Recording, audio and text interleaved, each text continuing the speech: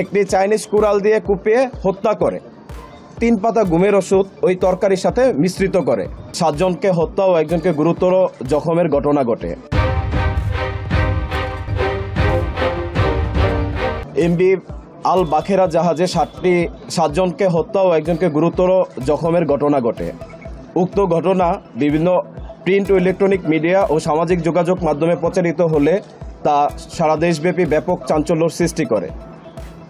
পরবর্তীতে উক্ত ঘটনায় জাহাজের মালিক বাদী হয়ে 24 ডিসেম্বর তারিখে একটি হত্যা মামলা দায়ের করেন। এই হত্যাকাণ্ডে জড়িত ব্যক্তিদের শনাক্ত ও গ্রেফতারে র্যাবের তৎপরতা বৃদ্ধি করা হয়। এরই ধারাবাহিকতায় গত 24 ডিসেম্বর তারিখে বাগেরহাট জেলায় রাতে অভিযান পরিচালনা করে প্রাথমিক জিজ্ঞাসাবাদে গ্রেফতারকৃত আসামি জানায় সে গত 8 মাস যাবৎ এই জাহাজে কর্মরত রয়েছে। জাহাজের মাস্টার কর্মচারীদেরকে বেতন ভাতা ও বিভিন্ন সুযোগ সুবিধা প্রদান থেকে বিভিন্ন সময়ে বিরত থাকে এবং সুযোগ সুবিধা প্রদান না করে বিভিন্ন সময়ে নর্মাল বিষয়ে তাদেরকে অতিরিক্ত রাগারাগি করে। এই ঘটনায় সম্পৃক্ত আকাশ মণ্ডল ক্ষুব্ধ হয় এবং এই জাহাজে কর্মরত অন্যান্য সদস্যদের সাথে বিষয়টি আলোচনা করে।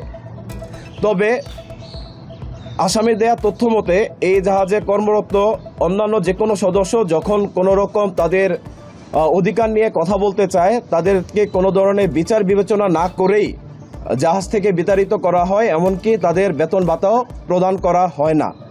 যার কারণে জাহাজে কর্মরত অন্যান্য সদস্যরা তার সাথে একমত পোষণ করে এই অন্যায়ের প্রতিবাদ করত না। আকাশ মণ্ডল ওরফে ইরফান নামক একজন ব্যক্তিকে গ্রেফতার করা হয়। গ্রেফতারের সময় গ্রেফতারকৃত আসামির নিকট হতে একটি ব্যাগ, একটি হ্যান্ড গ্লাভস, আসামির 2টি মোবাইল ফোন, ভিকটিমদের 5টি মোবাইল ফোন সহ সর্বমোট 7টি মোবাইল ফোন, চেতনানাশক ওষুধের পাতা এবং নীল রঙের একটি জিন্স প্যান্ট যেখানে বিভিন্ন জায়গায় রক্ত মাখানো ছিল তা উদ্ধার করা হয়। 22 ডিসেম্বর তারিখে যখন এই জাহাজটি চট্টগ্রাম থেকে সিরাজগঞ্জের পথে রওনা হয় এবং চাঁদপুরের হাইমচর এলাকায় পৌঁছানোর পর জাহাজটি হাইমচরে নোঙর করা হয়।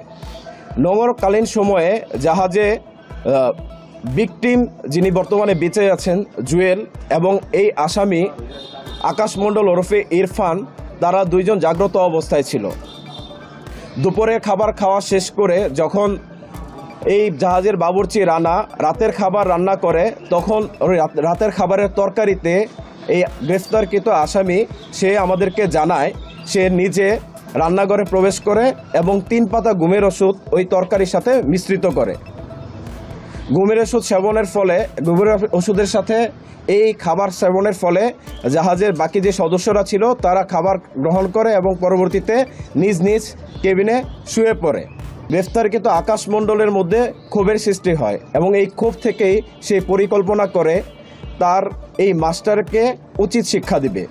এই পরিকল্পনার অংশ হিসেবেই আনুমানিক গত 18 ডিসেম্বর তারিখে তিনি 3টি পাতা ঘুমের ওষুধ ক্রয় করেন এবং নিজের হেফাজতে রেখে দেন। জাহাজের মাস্টারকে ডেট করার পর তার কাছে মনে হয় যে এই জাহাজে বাকি যে সদস্যরা আছে সে যদি এখন এখান থেকে পলায়ন করে তাহলে বাকি সদস্যদের দেওয়া তথ্য অনুযায়ী তাকে গ্রেফতার করা হবে। আইনশৃঙ্খলা বাহিনীর গ্রেফতার এড়াতে গ্রেফতারকৃত আকাশ ওরফে ইরফান বাকি সদস্যদের ক্রমান্বয়ে কুপিয়ে হত্যা করে। গ্রেফতারকৃত আসামি তিনি আমাদেরকে তার স্বীকারোক্তিতে বলেছেন এই সময়ে যখন কেবিনে সবাই শুয়ে পড়ে নোঙর করার পর সর্বশেষ যিনি বেঁচে আছেন ভিকটিম জুয়েল, সে রাত 2টার সময় খাবার গ্রহণ করেন এবং খাবার গ্রহণ শেষে সে তার কক্ষে ঘুমাতে যায়। এর পরবর্তীতে গ্রেফতারকৃত আকাশ ওরফে ইরফান এই তার পরিকল্পনা বাস্তবায়নের জন্য পায়চারি করতে থাকে এবং এক পর্যায়ে রাত আনুমানিক 3:30টার দিকে সে প্রথমে জাহাজের মাস্টারকে তার কেবিনের ভিতরে গিয়ে একটি চাইনিজ কুড়াল দিয়ে কুপিয়ে হত্যা করে। এই গ্রেফতারকৃত আকাশ তার এই জাহাজটিকে চালিয়ে যাত্রা করে এবং 1 ঘন্টা জাহাজটিকে চালানোর পর হাইমচরে গিয়ে জাহাজটি আটকা পড়ে।